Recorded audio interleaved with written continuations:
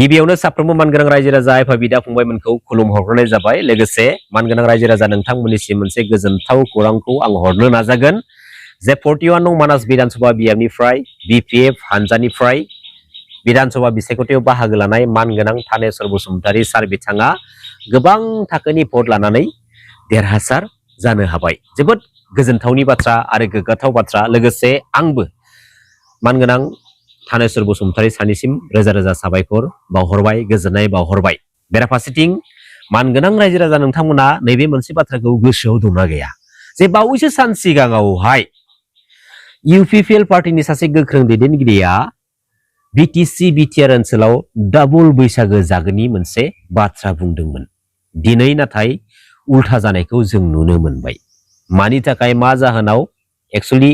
मानगोनां रायजो राजा नोंथांमोनानो मोजाङै मिथिगौ। दा बिथांमोना बा मानगोनां प्रमबर बिथांमोना जे जोंनि बिटिसिआव डाबल बैसागो खुंनो थांखि लादोंमोन। दा दिनै बिथांमोनाथ'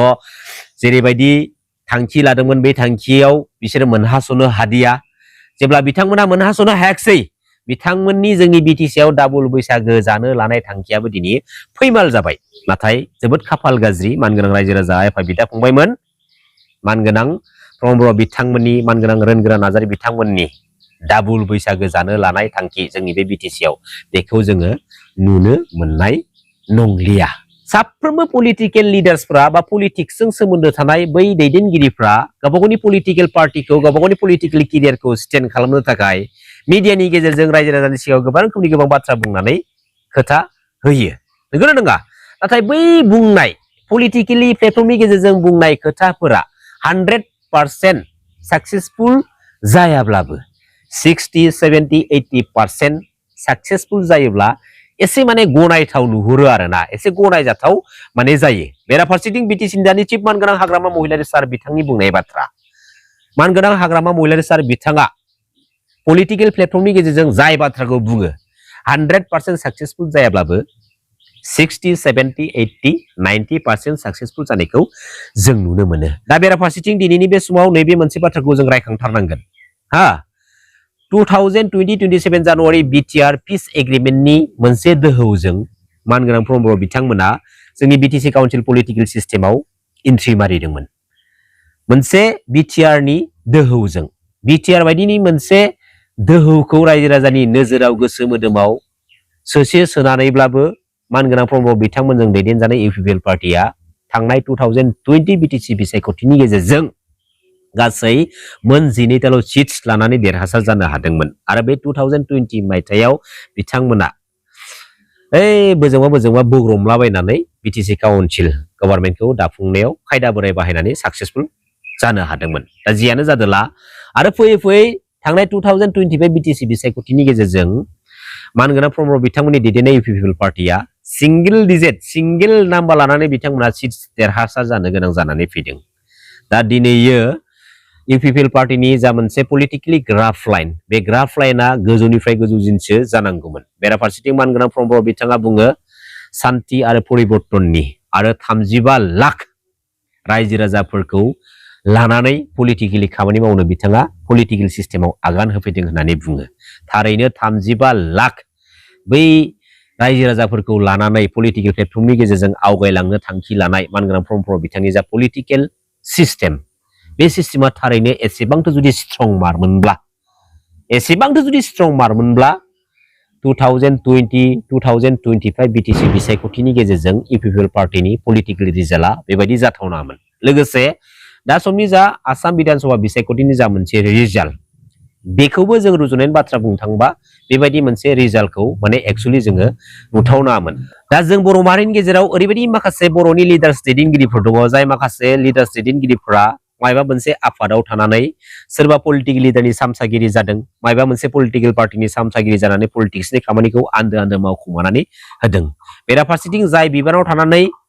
बै बिबानाव थानानै जाबायदि खामानि मावनांगौ बै खामानिखौ बिसोरो मावनोथ' हाखालानो, मावनोथ' रोंखालानो आरो मावनो थाखाय बिसोर समखौ होनो हाला। बेराफारसेथिं गावबागाव बेनिफिटनि थाखाय, गावबागाव क्रेडिटनि थाखाय बिसोरो सोरबा पलिटिकेल लिडारनि गलाम जादों, मायबा मोनसे पलिटिकेल पार्टिनि सामसागिरि जानानै पलिटिक्सआव इनभल्भ जानानै थाबोदों। आरो बैफोर माखासे लिडार्सफोरनि गेजेरनिफ्राय साफा सानै लिडार्सफोरा दिनैयो गावबागावनि मोखां महर मुस्रिखौ दिनै जोंनि बिटिसि काउन्सिल पलिटिकेल सिस्टेमाव स्रा स्रा रायजो राजानि सिगाङाव फोरमान होनानै लाफैदों आरो बिथांमोननि जा मोनसे पलिटिकेल स्टेन्डार्ड जा मोनसे पलिटिकेल प्लेटफर्म जागायजेननाय समावनो बिसोरो लाथिख'खा आरो बिसोर माब्लाबाबो जोंनि बे बिटिसि काउन्सिल पलिटिकेल सिस्टेमाव स्टेन्ड जानो हाया दिनै जाय लिडारा जाय दैदेनगिरिया पलिटिक्सआव फैनि सिगाङावहायनो सोरबा पलिटिकेल लिडारनि जानानै भट बिनानै होबोदों मायबा मोनसे पलिटिकेल पार्टिनि जानानै सिंजों खामानि मावबोदों बै लिडार दैदेनगिरिया माब्लाबाबो गावनि पलिटिकेल केरियारखौ पलिटिकेल प्लेटफर्मनि गेजेरजों स्टेन्ड खालामनो हाया जास्ट फर गावबागाव बेनिफिट्सनि थाखाय खामानि मावबोग्रा बे लिडार्सफोरनि फिथाइखौ खिथेरखौ पलिटिकेलि रायजो राजाफ्रा बोरै होनांगौ दिनैनि दा समाव साफ्रोमबो मानगोनां रायजो राजा एफा बिदा फंबायआ दिनै मोजाङैनो मिथिबाय नाथाय पलिटिक्सनि बाथ्राया एसे आलदा जायो तारमाने पलिटिक्सआव माखासे लिडार्सफोरनि आखुथाय माखासे लिडार्सफोरनि बाथ्राफोरखौ लानानै रायजो राजाफ्रा नोजोर होनानैसो बै लिडार्स दैदेनगिरिखौ गावबागावनि मोनफा मोनफा बेसेन गोसा भटखौ थुनानै देरहासार होहरो आरो दा समनि मानगोनां रायजो राजाफ्रा जोबोद एलार्ट थासारियाव थानो गोनां जानानै फैदों मानि थाखाय मिथिगौना जाय लिडारफोरा गावनि मोननांगौ मोनथायखौ मोननो थाखाय रायजो राजानि बेसेनखौ इउज खालामो गावनि मोनथायखौ मोननाय लोगो लोगोनो रायजो राजाफोरखौ आरोबाव गलाम खालामो आरो जेब्ला गावनि गांनाय उखैनायखौ मोनहासवा मोनो अब्लाना रायजो राजानि सिगाङाव फैनानै गेदेर गेदेर गोबां रोखोमनि खोथा बुंफ्लानानै थाङो बै माखासे गावनिखौल' मोनबानो गोजोनग्रा लिडार्स दैदेनगिरिफोरनि माखासे आखुफोरखौ बुहुमनि साफ्रोमबो मानगोनां रायजो राजा एफा बिदा फंबायमोना दिनै गोथां फोरमान मोनखांनायनि उनावहाय दिनै साफ्रोमबो मानगोनां रायजो राजा एफा बिदा फंबायमोना मोनसे सांग्रांथि जायगायाव दिनै दिदोमै गसंथानानै थानो गोनां मोनसे अबस्थायाव दङ जायनि थाखाय दिनै साफ्रोमबो मानगोनां रायजो राजा एफा बिदा फंबायमोना दिनै साग्रिद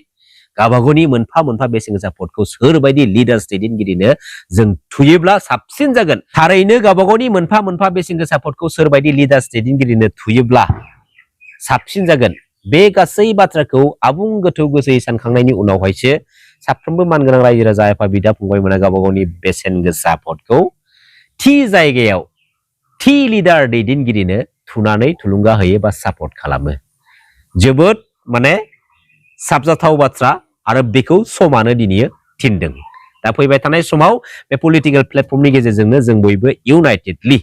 जोंनि बर' माहारिनि आद्रा जानानै थानाय जासिबां जाथांखि बेखौ जोङो दिनै नङा गाबोन नङा सानसे जाफुंनानै लाबोखानांगोन